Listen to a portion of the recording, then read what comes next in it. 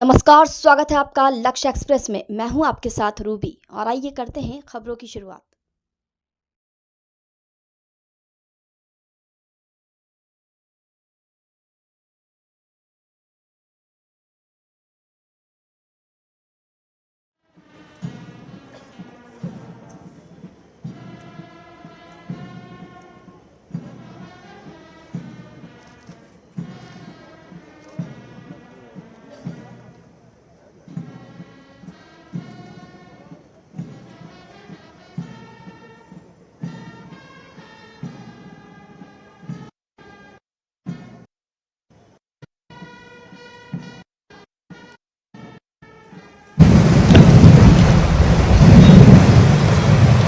संघ के कार्य के 100 वर्ष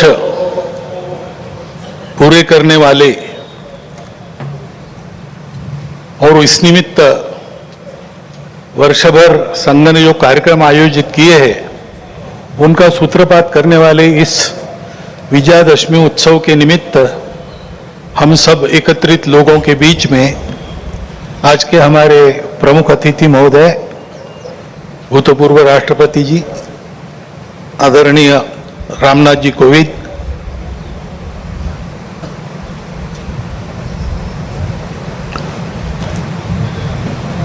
विदर्भ प्रांत के माननीय संघ चालक जी, माननीय सहसंघ चालक जी, नागपुर महानगर के संघ चालक जी, उपस्थित अन्य अधिकारी वर्ग, परम श्रद्धेय संतवृंद, आत्मीय स्वयंसेवक बंधु, नागरिक सज्जन एवं माता भगिनी, यह वर्ष श्री गुरु तेग बहादुर जी के बलिदान का 350वां वर्ष इस नाते और संपन्न होगा। हिंद की चादर बनकर जिन्होंने अत्याचार, अन्याय और सांप्रदायिक भेदभाव से समाज के मुक्ति के लिए अपना सर्वोच्च बलिदान दिया, समाज की रक्षा की, ऐसी एक विभूति, उसका स्मरण इस वर्ष होगा। आज 2 अक्टूबर है, इसलिए स्वर्गीय महात्मा गांधी जी की भी जयंती है। अपने स्वातंत्र्य की लड़ाई में उनका योगदान तो अविस्मरणीय है, परंतु स्वतंत्रता के बाद भारत कैसा हो, भारत का जीवन किस प्रकार के तंत्र से चले, उसके बारे में विचार देने वाले हमारे जो उस समय के दार्शनिक नेता थे, उनमें उनका स्थान अग्रणी है। हिंद स्वराज में उन्होंने वह चित्र का रेखांकन किया है और सादगी, विनम्रता और प्रामाणिकता के प्रतीक, और जिन्होंने देश के लिए अपने प्राण अर्पण किए, ऐसे स्वर्गीय लाल बहादुर शास्त्री जी, उनकी भी आज जयंती है। भक्ति, समर्पण और देश सेवा के ये उत्तुंग उदाहरण, व्यक्तिगत और राष्ट्रीय चारित्र कैसा होना चाहिए, इसके आदर्श हमको मार्गदर्शन करते हैं। और आज की परिस्थिति का अगर हम विचार करते हैं तो हमारे ध्यान में आता है कि यह परिस्थिति भी हमसे इसी प्रकार के जीवन की अपेक्षा कर रही है। परिस्थिति एक सी नहीं होती, अनेक रंगों की होती है। तो परिस्थिति में बहुत कुछ अच्छा है, इसलिए बीता कालावधि 1 वर्ष का हमारी आशाएं और विश्वासों को भी दृढ़ करता है और हमारे सामने पुरानी और नई जो चुनौतियां उपस्थित है उनको अधिक स्पष्ट करने वाला भी वही कालावधि है। जैसे प्रयागराज में एक विशाल महाकुंभ हुआ, आधुनिक व्यवस्थापन के सारे कीर्तिमान तोड़कर एक जागतिक विक्रम तो उसने प्रस्थापित किया ही, लेकिन संपूर्ण भारत में श्रद्धा और एकात्मता की एक लहर उसने दौड़ा दी। पिछले साल एक दुर्घटना पहलगाम की भी हुई, हमला हुआ सीमा पार के आतंकियों के द्वारा, 26 भारतीय नागरिकों की उनका धर्म पूछकर हत्या की। लेकिन उसके चलते सारे देश में प्रचंड दुख और क्रोध की लहर पैदा हुई। पूरी तैयारी करके सरकार ने, हमारी सेना ने उसका बहुत पुरजोर उत्तर दिया। सारे प्रकरण में हमारे नेतृत्व की दृढ़ता, हमारे सेना का शौर्य, कौशल्य और समाज की एकता और दृढ़ता का एक उत्तम चित्र प्रस्थापित हुआ। और यह भी वह घटना हमको सिखा गई कि यद्यपि हम सबके प्रति मित्रभाव रखते हैं और रखेंगे, फिर भी अपने सुरक्षा के विषय में हमको अधिकाधिक सजग रहना पड़ेगा, समर्थ बनना पड़ेगा। क्योंकि इस घटना के बाद दुनिया में विभिन्न देशों ने अपनी अपनी जो भूमिका ली, उसमें हमारी ये भी ध्यान में आया कि हमारे मित्र कौन कौन है और कहां तक है। देश के अंदर भी अशांति फैलाने वाले असंवैधानिक उग्रवादी या संविधान विरोधी कहिए उग्रवादी नक्सली आंदोलन पर शासन और प्रशासन की दृढ़ कार्रवाई भी हुई। और उनके अनुभव से, उनके विचारधारा का खोखलापन और उनकी क्रूरता का अनुभव होने के कारण समाज भी उनसे मोहभंग होकर विमुख हो गया। लेकिन उनका नियंत्रण तो हो जाएगा, परंतु अब ये उस क्षेत्र में एक बड़ी जो बाधा थी वो दूर होने के बाद उस क्षेत्र में न्याय की स्थापना हो, विकास वहां तक पहुंचे, सद्भावना, संवेदना और सामरस्य वहां स्थापित हो, इसके लिए समाज की भी और शासन प्रशासन की भी योजनाएं चलनी पड़ेगी। क्योंकि इनका अभाव ही ऐसे उग्रवादी ताकतों के पनपने का कारण बनता है। इस उनको प्रश्रय देता है। ये न हो इसलिए ऐसी योजनाओं की आवश्यकता है। आर्थिक क्षेत्र में भी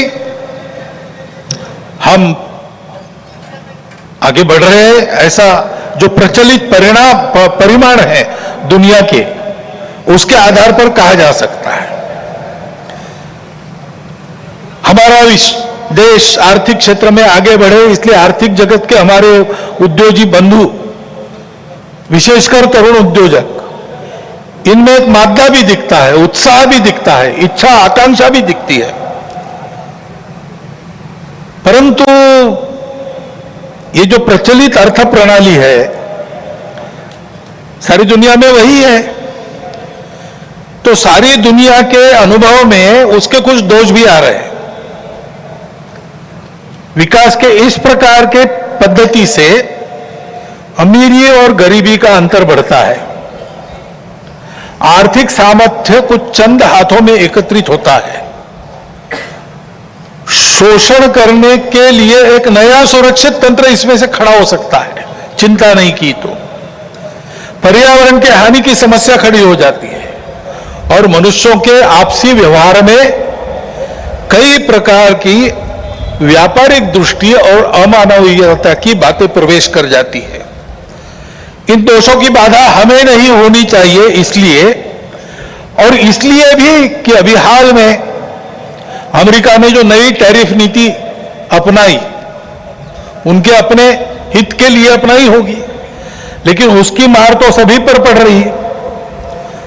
इसलिए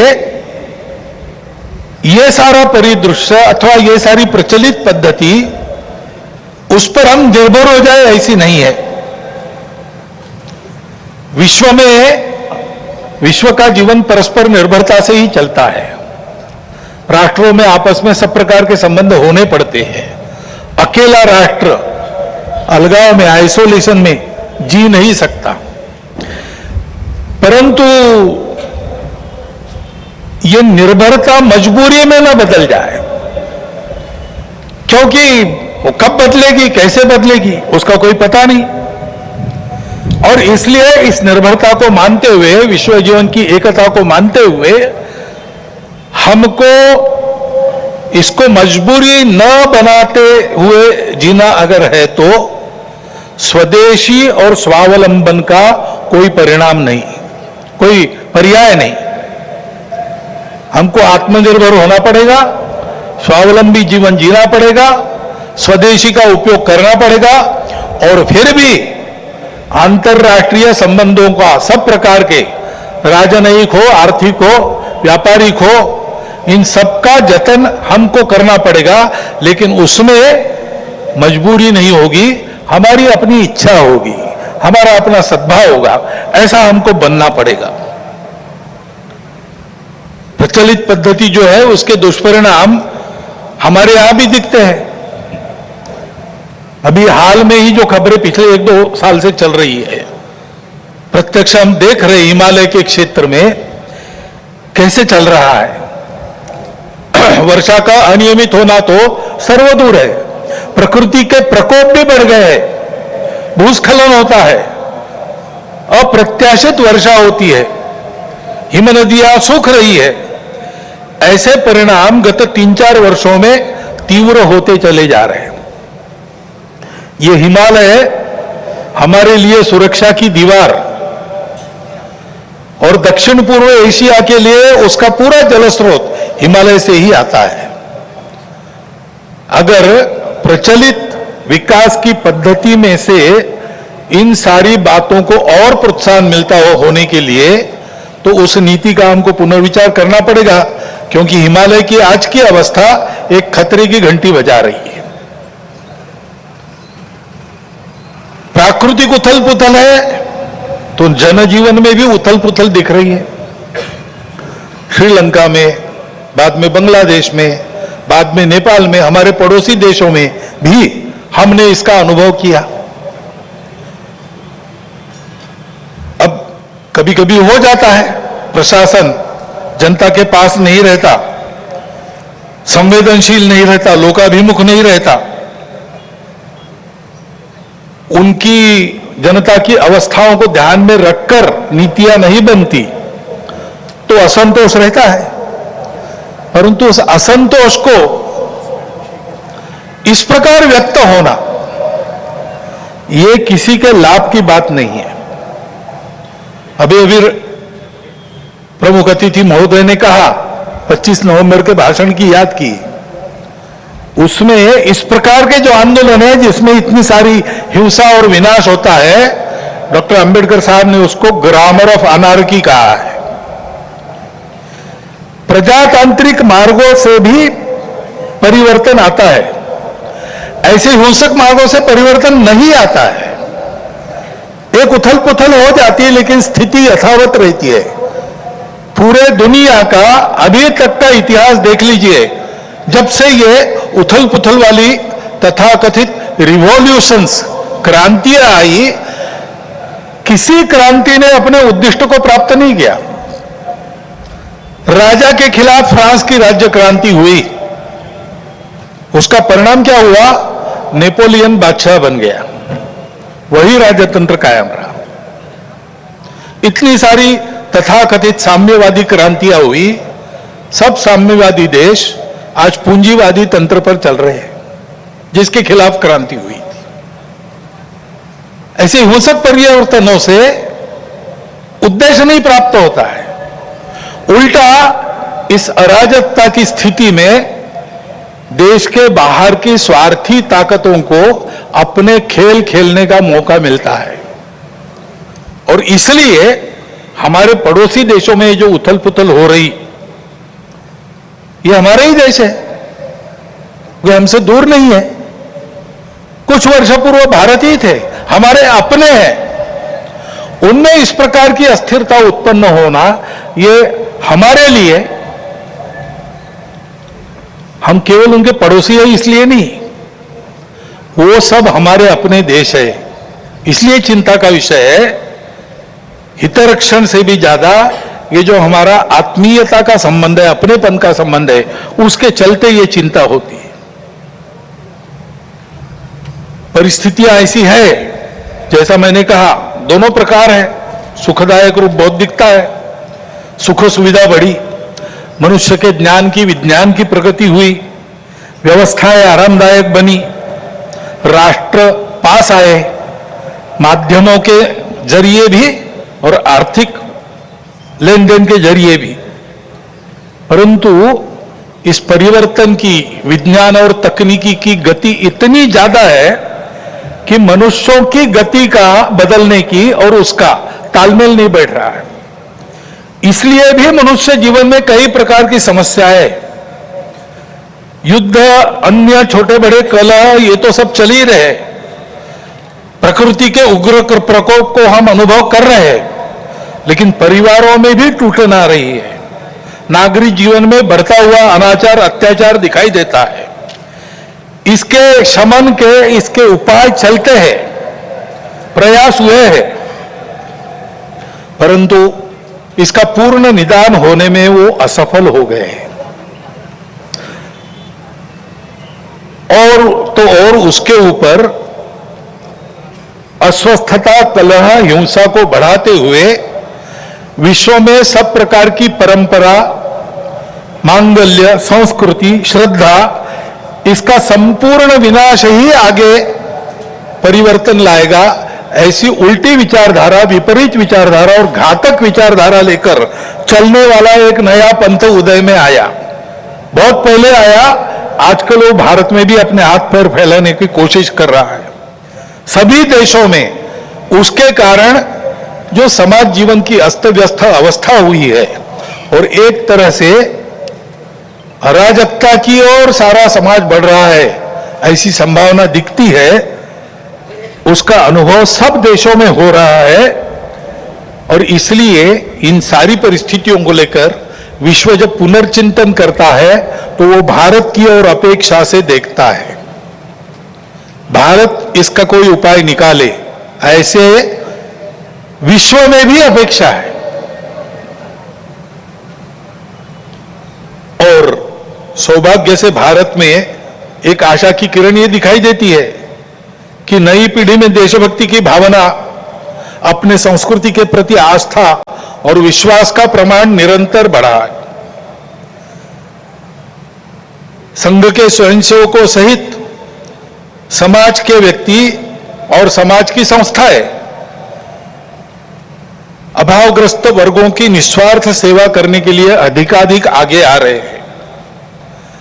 समाज स्वयं को सक्षम अनुभव करता है और इसलिए कई बातों में सरकार के पहले पहल करके अपने सामने की समस्याओं का खुद ही निदान करने में यशस्वी हो रहा है। यह भी एक अच्छा लक्षण है और इसलिए ऐसे सब कार्यों में समाज का सहयोग संघ भी अनुभव करता है, अन्य ऐसे काम करने वाले संगठन और व्यक्ति भी अनुभव करते हैं। प्रत्यक्ष सहयोग और सहभाग, इसकी इच्छा समाज में बढ़ रही है और बुद्धिजीवियों में भी अपने देश के हमारा कोई स्वतंत्र अलग ऐसा कोई प्रतिमान, ऐसा कोई मॉडल हो सकता है क्या, इसकी खोज करनी चाहिए, ऐसा चिंतन बढ़ रहा है। क्योंकि भारतीय चिंतन दृष्टि एक विशेष है। हमारे प्रमुख अतिथि महोदय ने जितने नाम लिए उन सहित स्वामी विवेकानंद से लेकर तो महात्मा गांधी जी, दीनदयाल उपाध्याय, राम मनोहर लोहिया जी तक, इन सब लोगों ने इस प्रकार का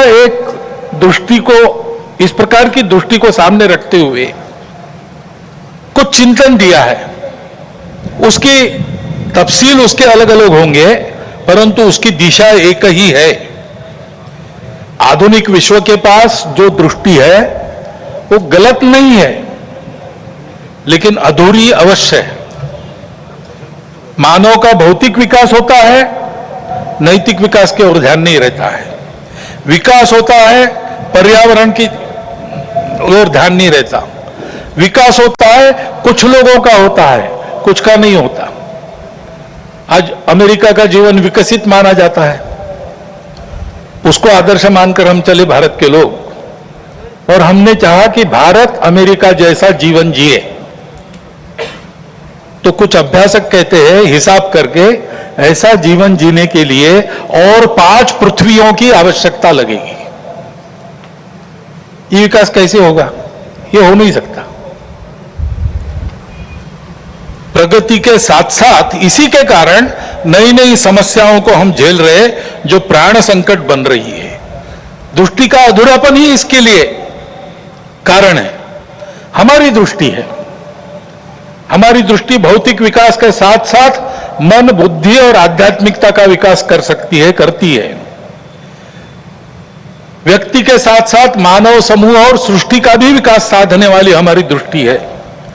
मनुष्य की आवश्यकताओं, इच्छाओं के अनुरूप आर्थिक स्थिति, इच्छा पूर्ति हो सबकी, ऐसी व्यवस्था, उसके साथ साथ ही समूह के प्रति और सृष्टि के प्रति कर्तव्य बुद्धि और अपनेपन का साक्षात्कार व्यक्तियों में जगाने की शक्ति हमारी इस दृष्टि में है।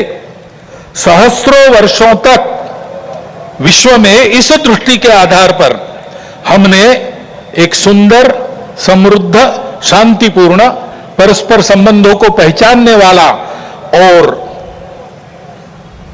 मनुष्य और सृष्टि का, मनुष्य और समूह का सहयोगी जीवन ऐसे प्रस्थापित किया था।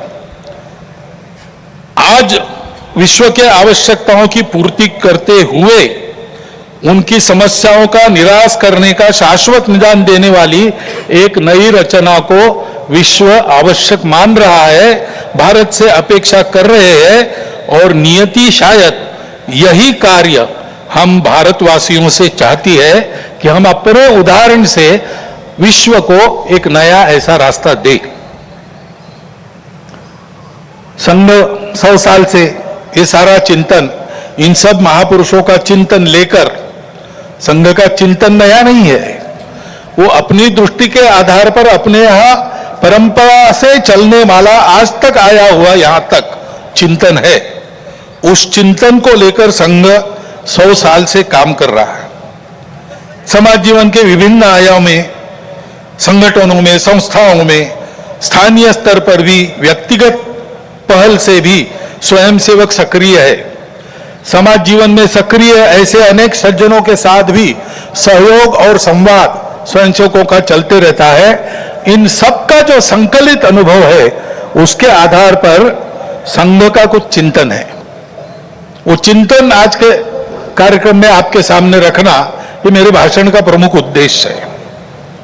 पहली बात है कि विश्व की व्यवस्था में परिवर्तन तो आवश्यक है, विनाश टालना है तो अनिवार्य है, परंतु हम एक विपरीत व्यवस्था में इतने आगे बढ़ गए, सारी दुनिया आगे चली गई, हम भी आगे चले गए। अब एकदम अगर पीछे मुड़ेंगे तो गाड़ी उलट जाएगी। इसलिए इस गति से आगे बढ़ते बढ़ते हुए धीरे धीरे छोटे छोटे कदमों से हमको मुड़ना पड़ेगा, एक लंबा मोड़ लेके पीछे आना पड़ेगा। देश काल परिस्थिति का ध्यान रखते हुए हम अपनी समग्र और एकात्म दृष्टि के आधार पर अपना स्वयं का विकास पथ बनाकर विश्व के सामने एक यशस्वी उदाहरण रखेंगे, तब इस व्यवस्था का परिवर्तन प्रारंभ होगा। अर्थ और काम के पीछे अंधी होकर भाग रही दुनिया को धर्म की दृष्टि देनी पड़ेगी।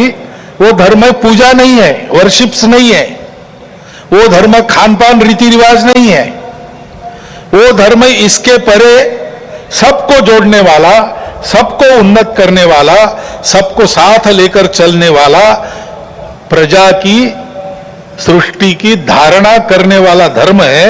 उस धर्म का मार्ग हमको अपने उदाहरण से विश्व को देना पड़ेगा। भारतवर्ष को ऐसा होना ही पड़ेगा, ऐसे संघ मानता है 100 साल के अनुभव के बाद।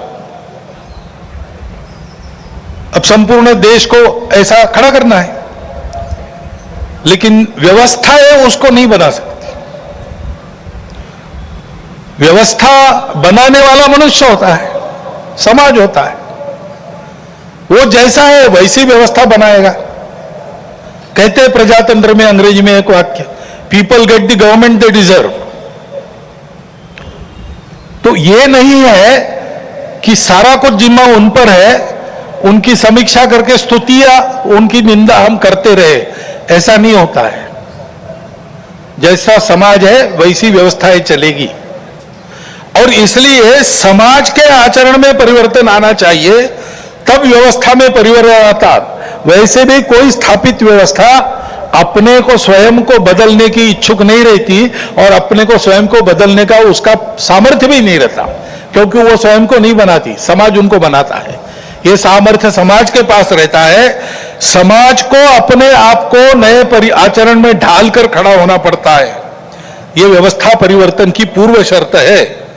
और समाज के आचरण के परिवर्तन जो आता है वो भाषणों और पुस्तकों से नहीं आता।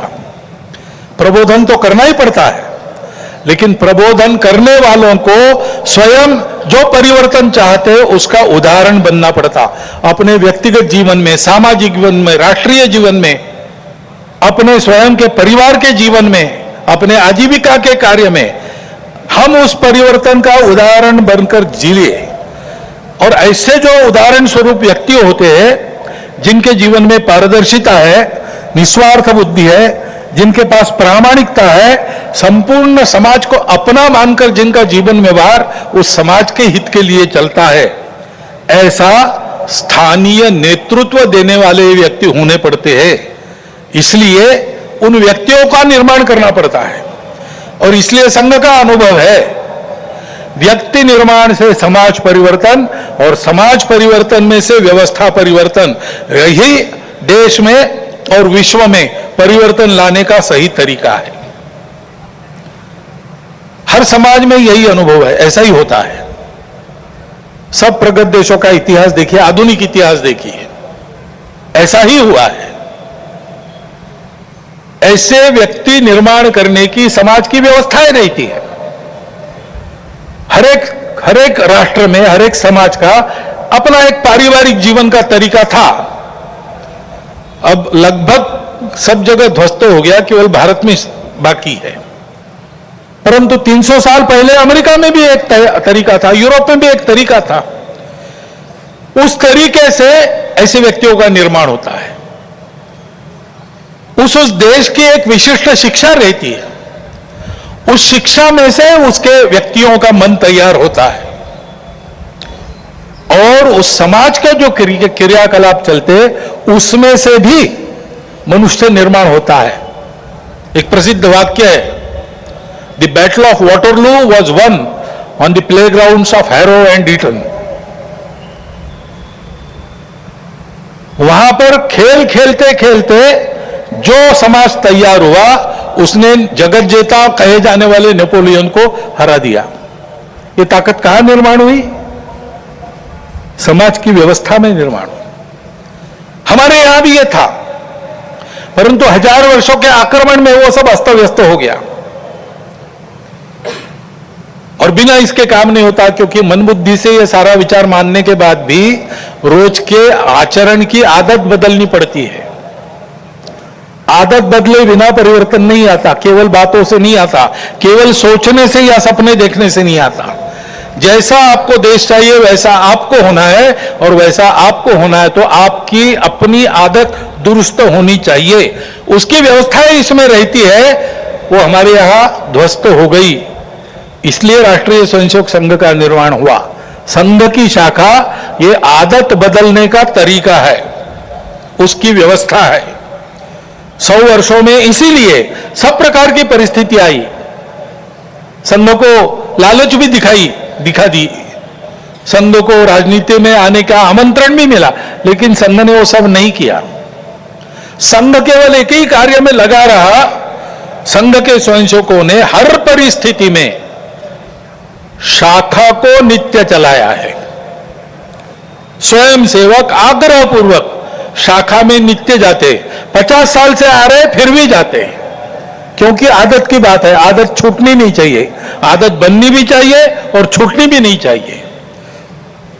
शाखा के कार्यक्रमों को मन लगाकर करते हुए व्यक्तिगत सद्गुणों की और सामूहिकता की साधना करना और समाज में क्रियाकलापों में सहभागी होते हुए समाज के सद्गुणों का, सामूहिकता का वातावरण निर्माण करना, इसलिए संघ की शाखा है। उसके कार्यक्रमों में से नित्य और मन लगाकर करने से स्वयं सेवकों में व्यक्तित्व का, कर्तृत्व का, नेतृत्व का, समझदारी का, वैचारिक और व्यावहारिक और भक्ति का, राष्ट्र के प्रति, संघ के प्रति भक्ति का निर्माण होता है। दूसरी बात, किसी भी देश को ऐसा होना है तो समाज में एकता चाहिए। वाक्य बताया, united we stand, divided we fall. Abraham Lincoln का भी एक वाक्य है, a divided house cannot stand. हमारा देश तो विविधताओं का देश है। पंथ, संप्रदाय, भाषाएं, भौगोलिक विविधता, रहन सहन, खान पान, जाति, उपजाति पहले से है। और बीच के काल में आक्रमण हुए, विदेशी भारत में आ गए, विभिन्न कारणों से यहां के लोगों ने भी उनकी विचारधाराओं का, उनके पंथ संप्रदायों का स्वीकार किया। वो विदेशी चले गए, लेकिन अभी भी उनका स्वीकार करके रहने वाले हमारे अपने बंधु देश में है। सौभाग्य से भारत की परंपरा है, वो सब प्रकार की विविधताओं का स्वागत और सम्मान और स्वीकार करती है। यह हमारी परंपरा है। और इसलिए यद्यपि बाहर से विचारधारा आई होगी, हम उनको पराया नहीं मानते, अलगाव से नहीं देखते। हम सबकी विशिष्टताओं को, दुनिया में सभी विशिष्टताओं को मानते हैं, उनको स्वीकार करते हैं। उनको भी हमारी अपनी विशिष्टता है, उसके दर्जे का ही मानते हैं, सम्मान देते हैं। वो विशिष्टताएं भेद का कारण नहीं बनती, इसको हम देखना चाहिए।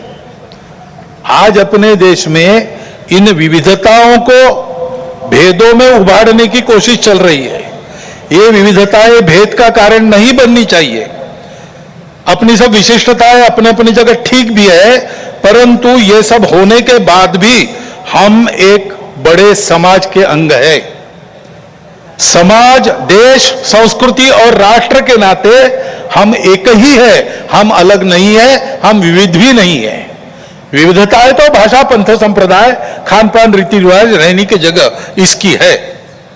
और इस एकता के चलते हमारा सबका आपस का व्यवहार सद्भावनापूर्ण और संयम पूर्ण रहना चाहिए।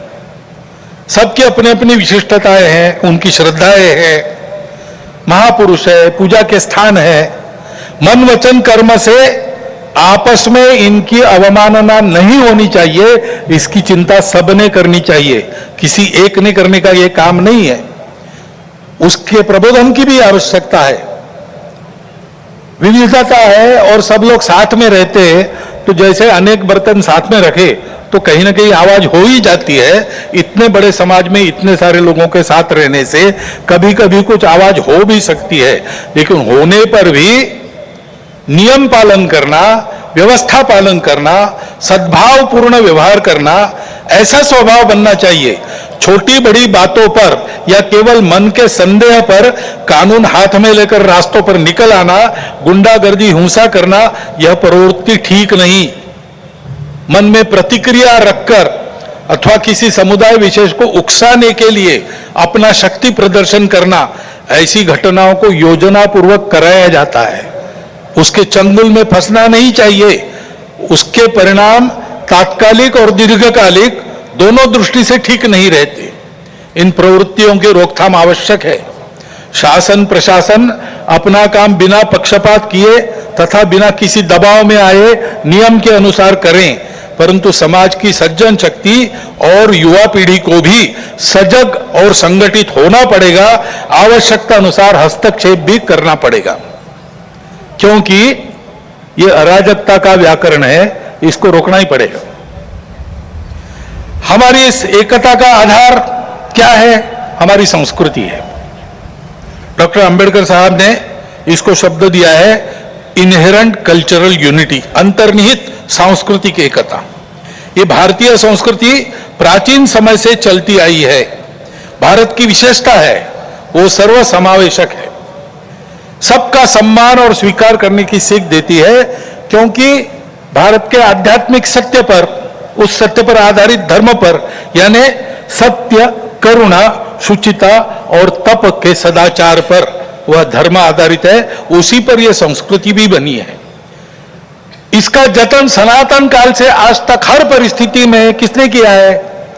तो निश्चित रूप से इस देश के पुत्र रूप हिंदू समाज में ने किया है, और इसलिए कभी कभी उसको हिंदू संस्कृति भी कहते हैं।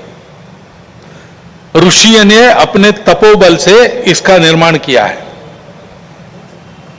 क्योंकि भारत में उनको इसका विकास करने के लिए आवश्यक समृद्ध और सुरक्षित प्रकृति मिली, परिवेश मिला, और पीढ़ी दर पीढ़ी इसको सरसाने के लिए, आगे पहुंचाने के लिए, इसकी सुरक्षा के लिए पूर्वजों ने परिश्रम किया है, त्याग किया है, बलिदान दिए है।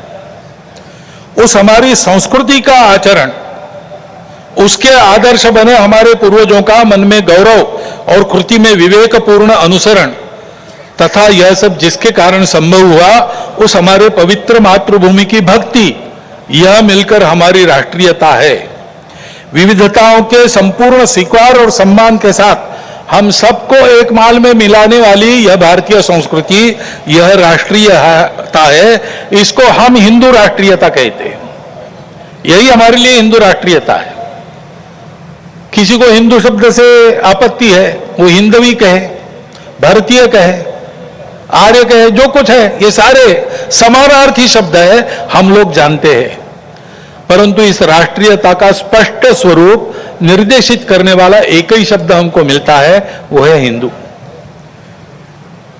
वो कोई राज्य पर आधारित कल्पना है। हमारा राष्ट्र राज्य पर आधारित कभी रहा नहीं।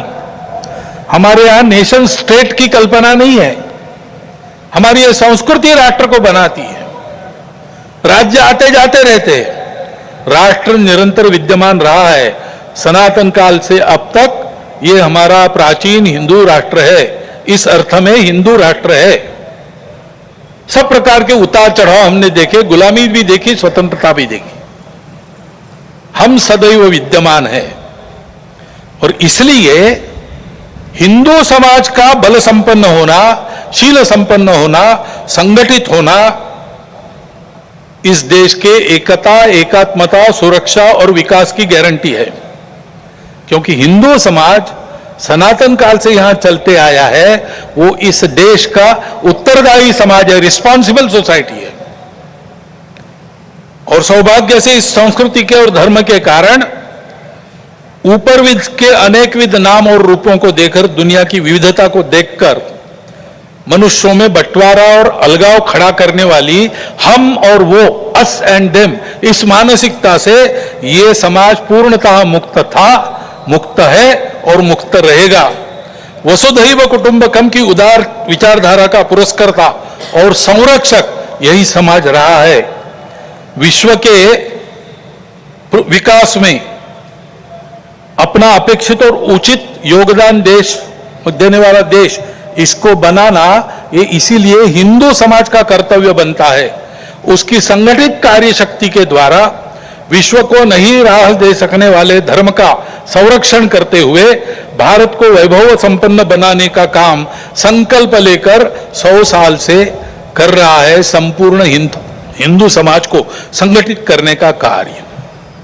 क्योंकि समाज एक बार संगठित हो जाए तो ये सारे काम दूसरे किसी को नहीं करने पड़ते। नेताओं को, पार्टियों को, सरकारों को नहीं करने पड़ते। अवतारों को भी आने की जरूरत नहीं होती। समाज अपने सारे काम अपने बल पर कर लेता है। और इसलिए ऐसा समाज बनाने के लिए व्यक्तिगत और राष्ट्रीय चारित्र का निर्माण होना चाहिए, उनकी सुदृढ़ता बनी रहनी चाहिए। संघ की शाखा में अपने राष्ट्र स्वरूप की यह स्पष्ट कल्पना और गौरव प्राप्त होता है। और जो मैंने 5 बातें कही, कर्तृत्व, नेतृत्व, व्यक्तित्व, समझदारी और भक्ति, वो भी शाखा के इन संस्कारों से प्राप्त होती है। इसलिए शताब्दी वर्ष में हम जो कर रहे हैं, क्या सोचकर कर रहे हैं? एक तो ये सारा उत्पन्न करने वाला संघ की शाखा का काम, वो भौगोलिक दृष्टि से, समाज के विभिन्न स्तरों की दृष्टि से सर्वव्यापी होना चाहिए। और सामाजिक आचरण में सहज परिवर्तन लाने वाला पंच परिवर्तन कार्यक्रम हमारा है। उसका कुछ वर्णन तो प्रमुख अतिथि जी ने भी किया है, मुझे आज करने की आवश्यकता नहीं है, क्योंकि इन 5 विषयों का पूरा विवरण गत 2-3 वर्षों में हम सतत कर रहे हैं। सबको पता है ये पंच परिवर्तन क्या है। सामाजिक समरसता, कुटुंब प्रबोधन, पर्यावरण संरक्षण, स्वबोध तथा स्वदेशी व नियम कानून, नागरिक अनुशासन और संविधान का पालन, इन 5 विषयों में स्वयं के आचरण से, उनके उदाहरणों का, स्वयंसेवकों के उदाहरणों का अनुकरण समाज में हो, ऐसी अपेक्षा रख के कार्यक्रम चलेगा। इसमें जो करना है कृतियां, वो बहुत सरल है, सहज है, सब कर सकते हैं। और ये करने वाले केवल हम नहीं हैं, पहले से भी इस प्रकार के कार्यक्रम करने वाले अनेक व्यक्ति और अनेक संगठन समाज में है। उन सब के साथ हमारा सहयोग, समन्वय कुछ शुरू हो गया है, कुछ साधा जाएगा, सबको सहयोग रहेगा, सबके साथ समन्वय रहेगा। इसके आधार पर जो परिवर्तन आएगा समाज में, उससे भारतवर्ष खड़ा होगा। भारत का यही भूमिका भारत की रही है विश्व के इतिहास में।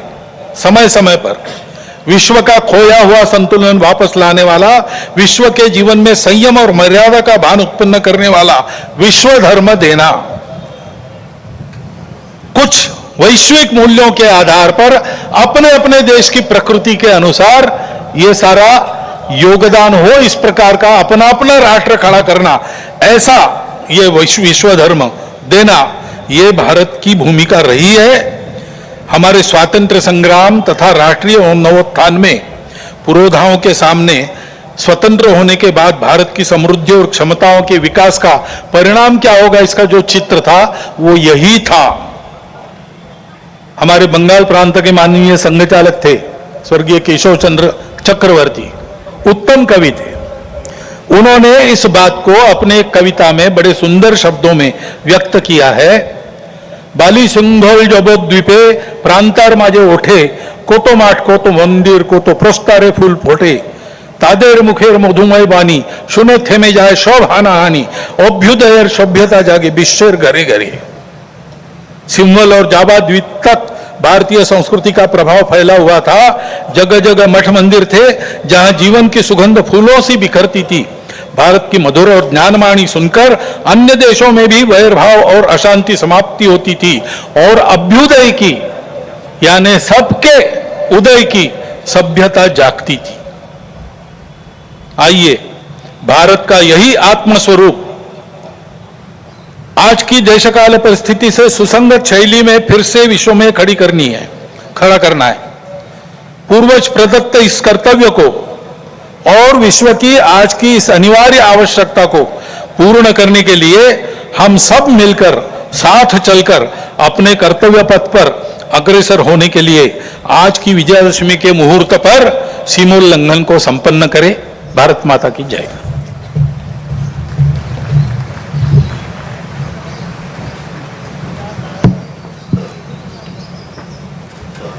सावधान, उत्तिष्ठ, भुज दंड।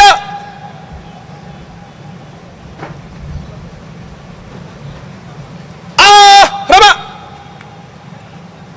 सभी उपस्थित माता भगिनी सज्जन वृंद से प्रार्थना है कि वे कृपया ध्वजावतरण के लिए अपने स्थान पर खड़े रहें।